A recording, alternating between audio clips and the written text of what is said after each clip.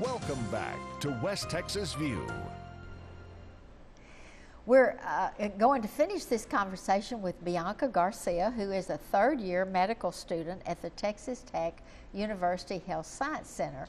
And she is in her period of time where she's doing rotations, and that means that she is concentrating one major area at a time in preparation of deciding what she's going to do. So tell us some of the things that you expect to learn during this very focused time in each of these areas. I definitely expect to learn what area of medicine that I Appeals want to to go you into, most, right, that appeals to me the most. I really do like psychiatry. It's a little bit of a surprise to me.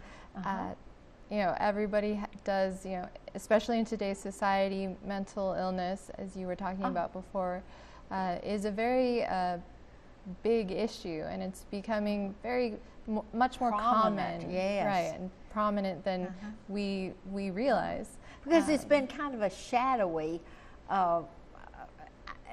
point of discussion, Right. and people almost hid it and thought it was everybody else, not them. And so all of a sudden now people are saying that's just another thing that needs to be treated. Right, and there's Just like our physical health, we have our mental health. right, and there's nothing to be ashamed of or anything. Just like you take medication for your hypertension, you should also take medication for your depression.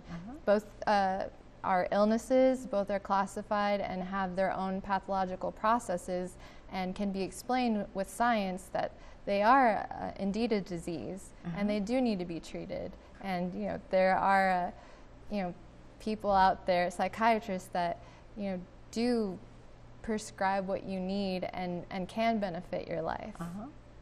Well, so when you started this, you were kind of thinking that being a general practitioner was what was going to appeal to you. Right. But now, when you really focus on these, and might you change? I think I may change. I'm not going to say that anything But is you set haven't in even stone. gotten to pediatricians or Right. those areas yet. I So. really have not. So you may come out at the end and say, "Oh my gosh, I want to be three things." Right, and that's when you can, in your fourth year, you can go through different rotations and really specialize more, and I guess try and focus on what you would like to do. So you narrow this big rotation this year down to 3. Right, in your last year. On your senior year. And so now you've graduated, let's say that you graduated, and you're ready for your internship.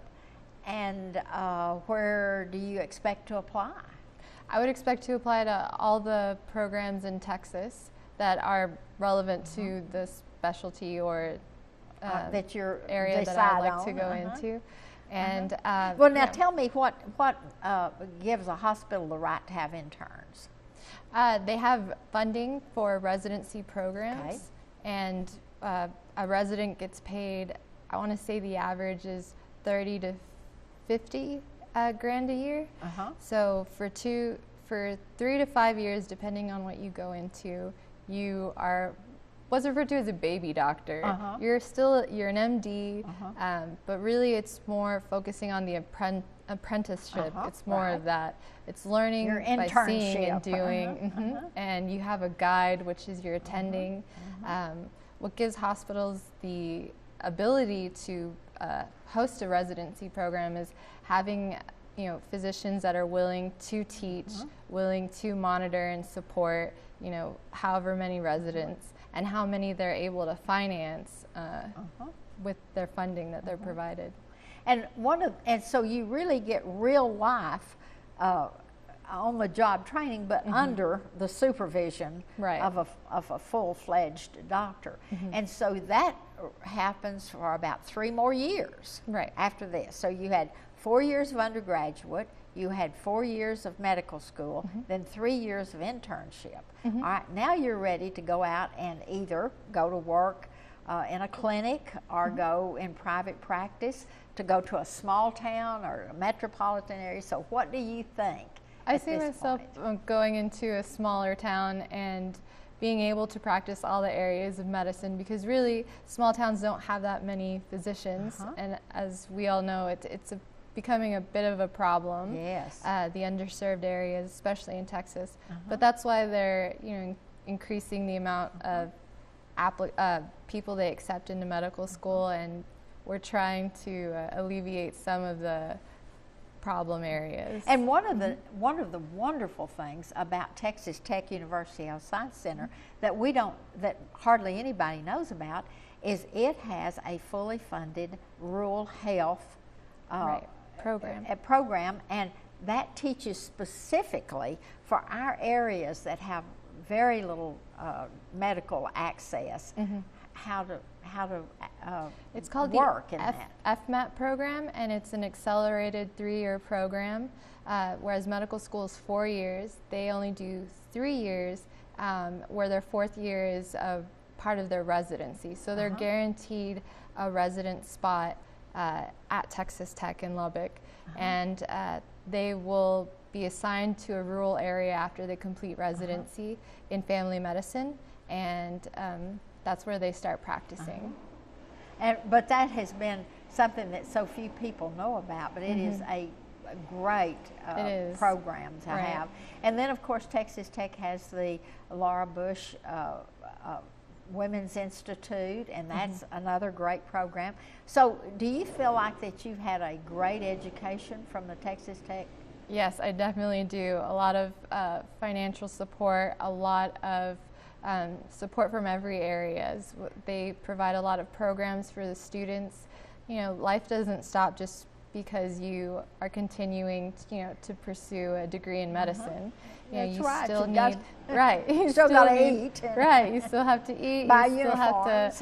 have to talk to people. You need a lot of support, and Texas Tech has done everything. And one of the things that I've had several of the teaching doctors on the program, and it seems that they are so interested in their students. Right. It's not just a job to them. They are very interested in And their the faculty is always willing to work with you. It's just a really great place. I think it's the best medical school in Texas. Good for you.